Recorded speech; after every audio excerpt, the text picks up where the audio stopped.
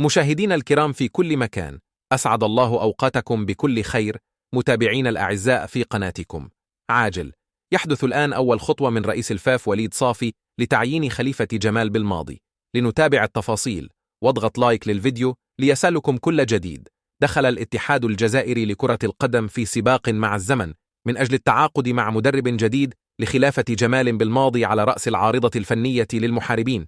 وكشفت الفاف في بيان لها عبر موقعها الرسمي أمس الأحد بأن وليد صاد سيشرف اليوم الاثنين على تنصيب لجنة مكلفة بدراسة الترشيحات لمنصب المدرب الوطني للمنتخب الوطني الأول، مضيفا البيان نفسه أن اللجنة الخاصة ستقدم نتائج الدراسة في غضون فترة لا تتجاوز 10 أيام، وتتواجد أسماء ثقيلة مرشحة بقوة لتدريب الفريق الوطني في الفترة المقبلة، على غرار البوسنة وحيد حالي لوزيتش، والفرنسي هيرفي رونار، والبرتغاليان كيروش وبيرسي.